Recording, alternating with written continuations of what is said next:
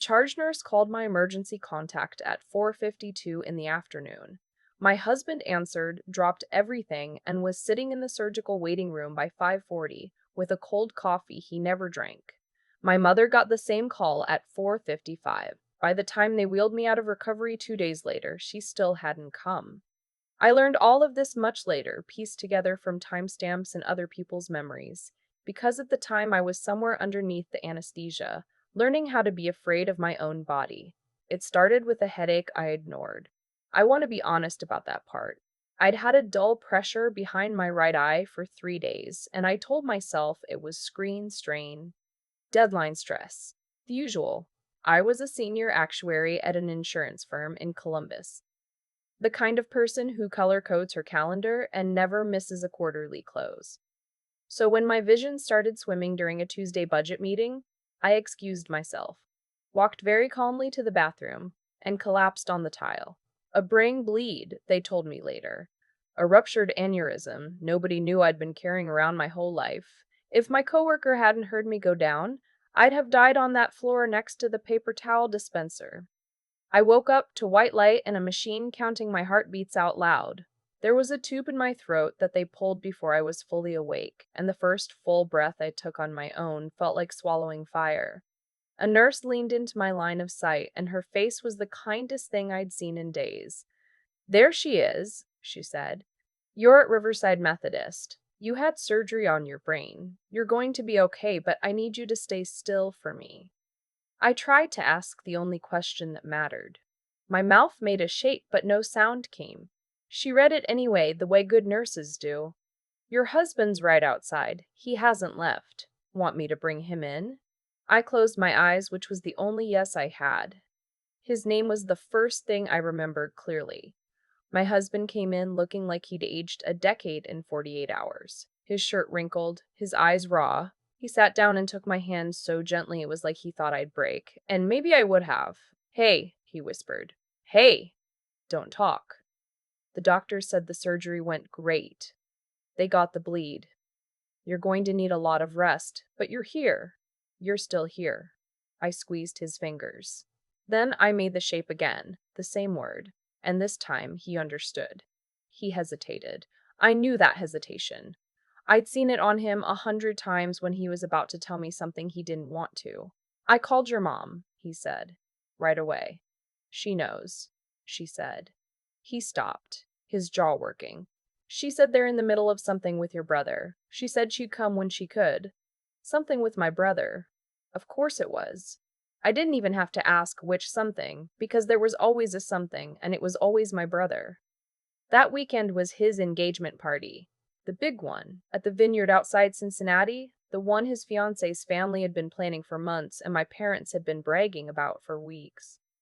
The one I had paid for, $18,000 for the venue and the catering because my brother's consulting business had hit a rough patch, which was the phrase my mother used for the fact that he had never once in his 31 years held a job for longer than a year. I transferred the money in March. I told myself it was a gift. The families help each other, that someday it would feel worth it. It did not feel worth it lying in that bed with a shaved patch on my skull and a drain in my head. My husband stayed until they made him leave. My best friend from college came the next morning with magazines I couldn't read and held my hand and cried more than I did. My boss sent flowers and a card signed by the whole department and a note that said, in his blocky handwriting, that my job would be exactly where I left it whenever I was ready, no sooner. My mother did not come. The surgeon came by the next evening to talk about what happened and what came next. She was young, direct, the kind of doctor who looks you in the eye when she tells you the hard parts. She explained that the aneurysm had been clipped, that I'd been lucky, that recovery from this kind of bleed was measured in months, not weeks. Fatigue, she said. Headaches, possible changes in mood and memory, in concentration. I might cry at commercials. I might forget words mid-sentence. My brain had been through a war, and it would need a long, slow peace. "Is your family able to be here for some of this?" she asked, glancing at the empty chair on the other side of my bed. "Recovery goes better with support. People who can drive you, sit with you, notice if something's wrong." "My husband," I managed to whisper. My throat was still wrecked. He's here. Good. Anyone else? Parents? I looked at the empty chair. They're coming. She held my gaze a beat too long, and I understood that she'd seen this before. The lie patients tell to protect the people who don't deserve protecting. My mother called that night. I almost didn't answer, but my husband held the phone to my ear because I couldn't lift my arms well yet. Sweetheart, she said, and her voice had that warm, syrupy worry that I'd stopped trusting years ago. How are you feeling? Your husband told us everything. We're just sick about it. I breathed into the phone. It was the most I could do.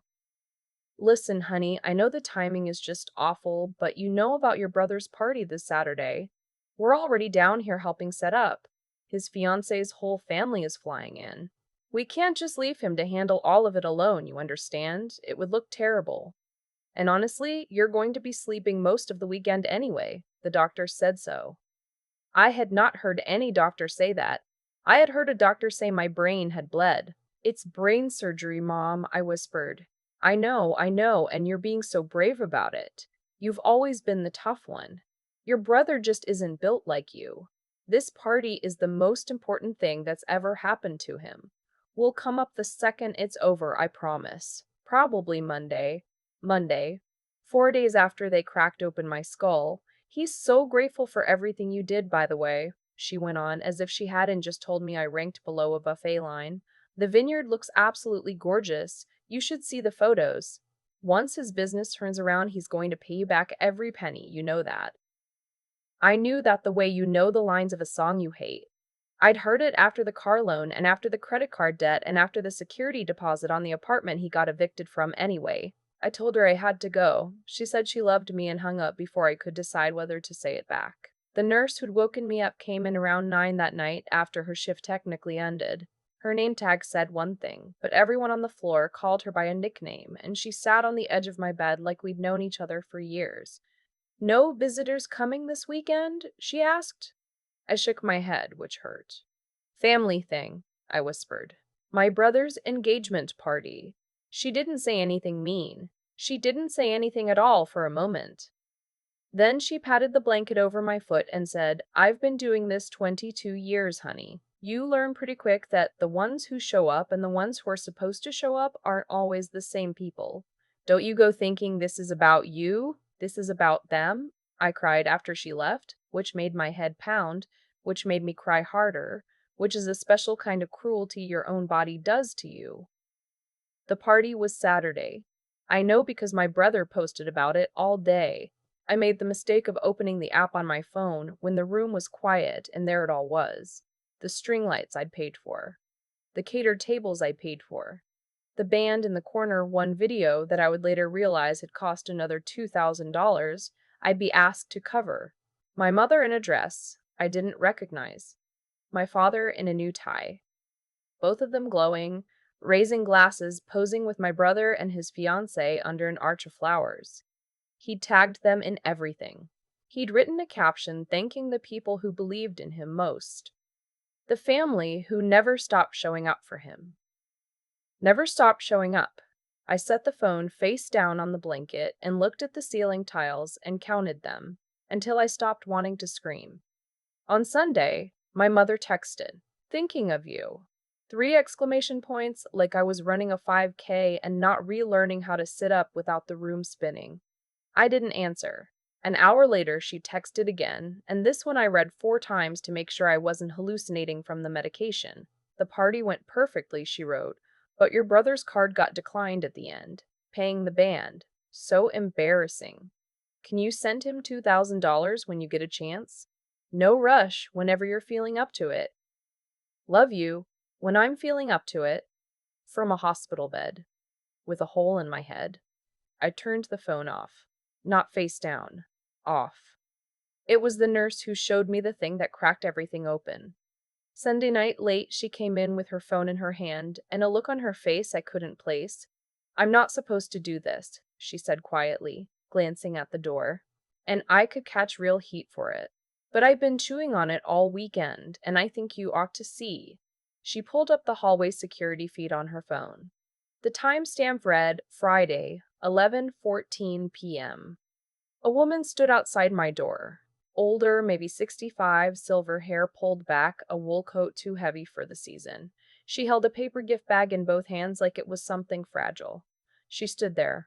She read the number on my door. And then, after the longest 2 minutes I have ever watched, she set the bag down at the nurse's station and walked away without coming in. She's been here every night, the nurse said. Friday, Saturday, tonight.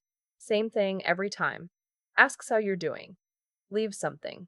Makes us swear we won't say who it's from. Won't give a name. Who's she? My voice was barely there. Honey, I was hoping you could tell me. I thought about the gifts.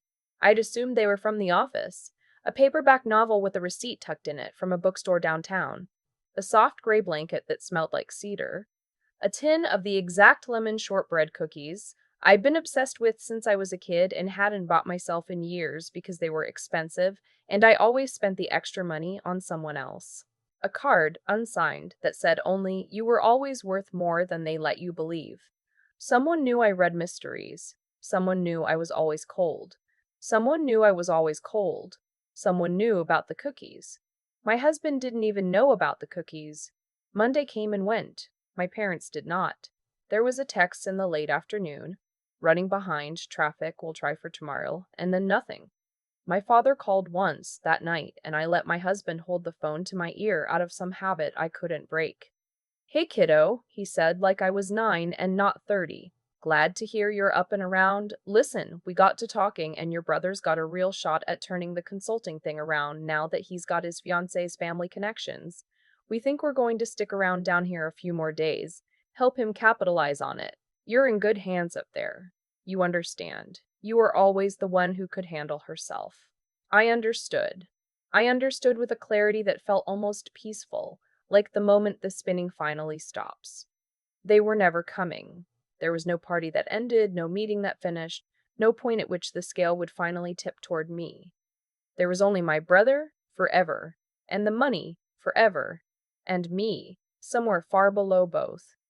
Don't worry about us, I said, and hung up. The nurse came in at the end of her shift Monday night. She didn't have her phone out this time. She had an envelope. She came again, she said. I told her you were awake. I told her you'd seen the footage and you knew someone had been coming. She started crying, honey. Right there in the hallway. She said she didn't have any right to walk into that room. But she asked me to give you this. The card inside was plain. The handwriting was careful. The kind people use when their hands shake. I have no right to be here. But I couldn't stay away. I'm so sorry I let so many years go by. You deserved so much better than what they gave you. You still do. She's in the waiting room right now, the nurse said softly.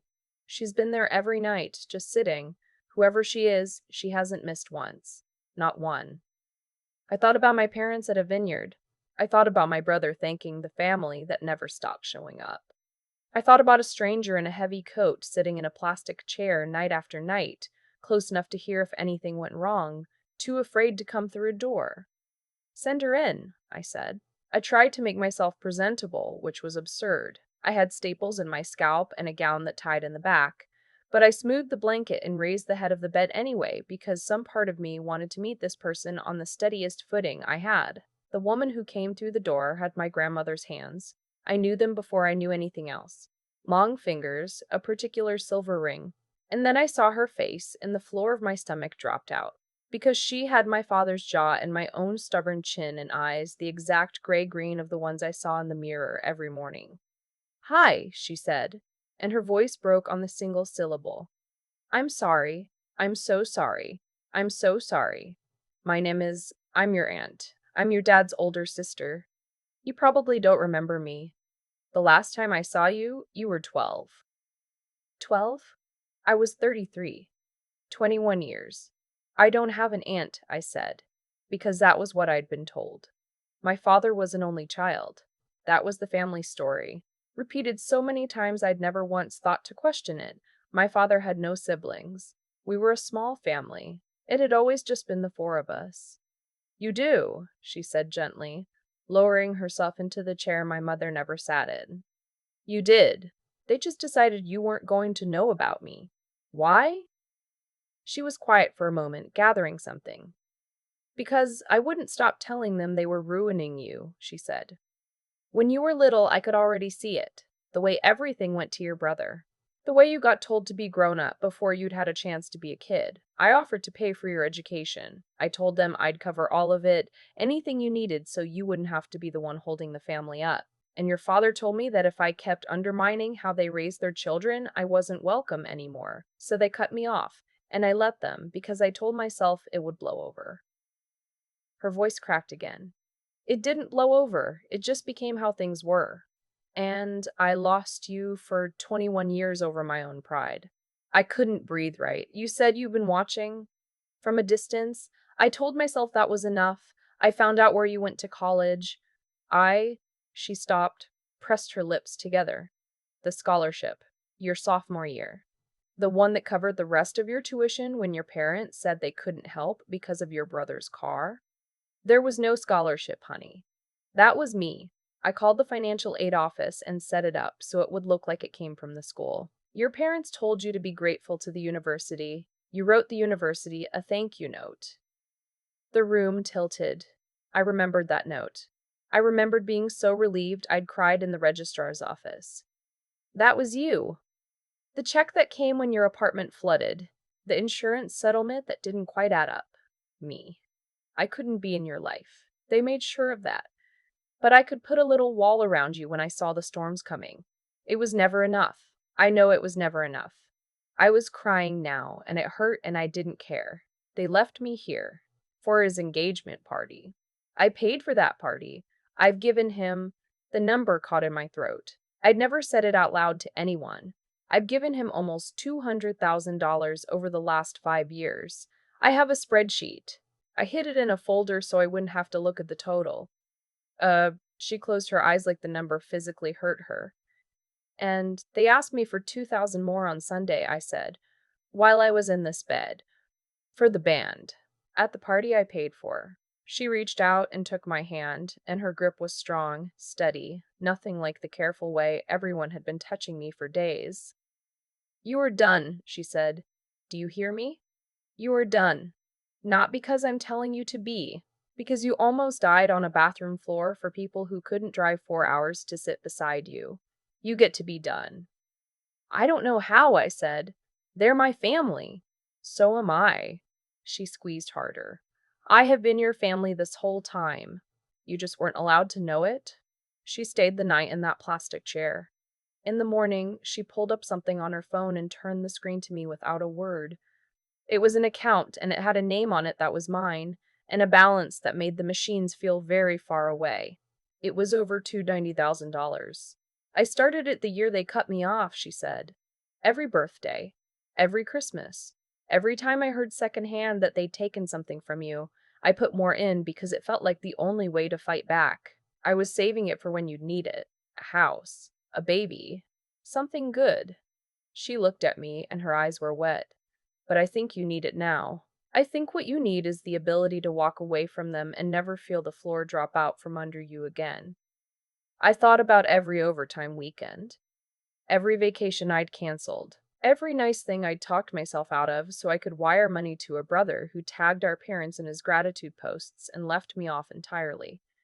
While I'd been emptying myself out for them, this woman they'd erased had been quietly filling something up for me. I was discharged on a Wednesday. My aunt drove me because my husband had to go back to work eventually, and she'd taken a leave from hers. She was a retired teacher who'd gone back part-time, and she'd walked into her principal's office and said she needed the month, no negotiation. Her house was an hour north, an old farmhouse with the downstairs guest room she'd already set up, with a recliner and a basket of those lemon cookies and a stack of mystery novels taller than the lamp. My phone, when I finally turned it on in her kitchen, had 31 missed calls, most from my mother, a handful from my brother, one voicemail I listened to all the way through just once because I needed to hear it to believe it. My mother's voice, tight and aggrieved. We drove all the way up to the hospital this morning and they said you'd already been discharged. Where are you? Who is this person who picked you up? We came all this way and you're not even there. Your brother is very hurt that you haven't congratulated him. Call me back this instant. They had come. 5 days late. after the party, after the photos, after the buffet. They had come to an empty room and been offended by it. I deleted it. The recovery was long and ugly and the most honest months of my life. There were days I couldn't find a word I'd known my whole life, and days a sad insurance commercial wrecked me for an hour. My aunt never once made me feel like a burden. She read to me when my eyes were too tired. She drove me to physical therapy and sat in the waiting room doing crossword puzzles.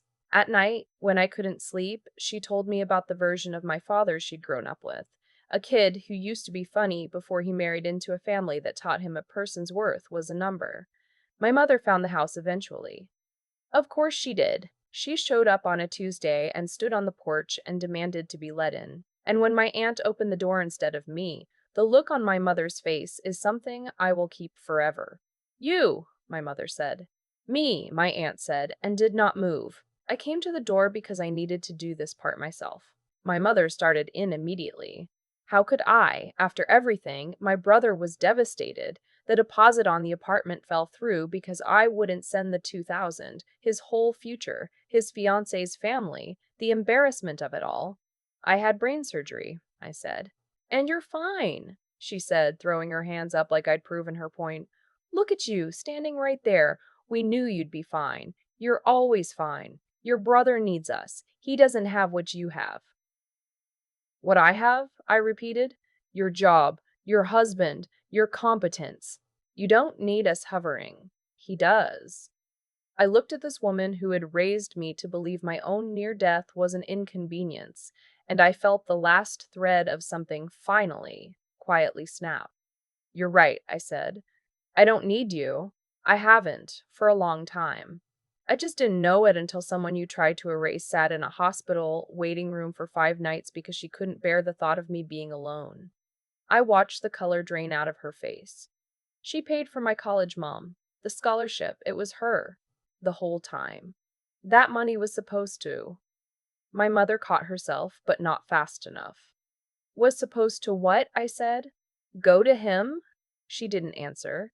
She didn't have to. They'd known about my aunt. They'd known there was money. And they'd been circling it like everything else. I'm done, I said. No more transfers. No more declined cards I'm supposed to cover. No more being the responsible one so he never has to be. If he ends up homeless, I'll grieve that, but I won't fix it. And you are not welcome here. You'll regret this, my mother said, her voice gone cold and small. When you're old, when she's gone, you'll have no one, and you'll remember that you chose a stranger over your own blood. She's not a stranger, I said. She's the only one who showed up. And I closed the door. I changed my number a week later. I blocked my brother on everything when he found my work email and sent a 4-paragraph message about an incubator program he just needed $15,000 for. No acknowledgement of the surgery.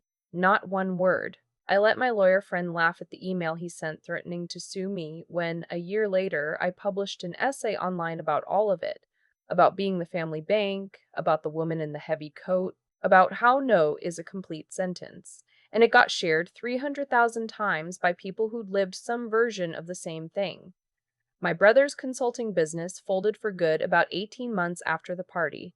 He called me from a number I didn't recognize, and I answered by accident, and he asked for help the way you'd ask a vending machine, like I was a slot you put need into, and money came out. 3 years earlier, I'd have sent it before he finished the sentence. Instead, I told him I hoped he figured it out, and I meant it, and I hung up, and he never called again. My father reached out exactly once more, 2 years later, to tell me my mother was sick. I sent flowers to her care facility with no card, because that was the entire truth of what I had left to give, and it was more than she'd given me in that hospital. She passed a few months after. I didn't go to the funeral. My brother emailed to say she'd said my name near the end, that I should have been there, and maybe he's right, and I can live with him being right because I spent 33 years showing up for people who wouldn't cross a parking lot for me. And I've spent the years since learning to show up for myself. My aunt is 71 now. She still lives in the farmhouse, and I bought the property next door with the advance from the book I never thought I'd write. The one I dedicated to her. We have dinner together on Sundays. Sometimes I look across the table at her hands, my grandmother's hands, And I think about how close I came to never knowing them. How a brain bleed and a kind nurse and a woman too stubborn and too loving to stay away are the only reasons I learned the difference between the family you're given and the family that gives back. People ask if I regret it, if I miss them. I tell them the truth, which is that I don't miss being a withdrawal slip. I don't miss being fine so that someone else could be fragile. And I don't regret a single thing, because the most expensive lesson of my life turned out to be the cheapest thing in the world to keep. I am worth more than what I can give. And the people who couldn't see that were never really mine to lose. I keep coming back to the bathroom floor, that cold tile where I collapsed, where I almost left this world doing exactly what I'd always done, running ahead of everyone, carrying a load nobody asked if I could hold. I think about how my mother heard I was bleeding inside my own skull and still got dressed for a vineyard. And I think about the woman in the heavy coat who sat in a plastic chair 5 nights in a row for a niece who didn't know she existed. 2 phone calls, 3 minutes apart, and two completely different kinds of people answered them. That gap tells you everything about who someone really is.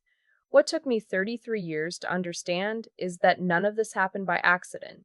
My parents didn't suddenly fail me in that hospital. They'd been training me my whole life to be the one who gives until there's nothing left, and I'd been a willing student because I mistook being useful for being loved.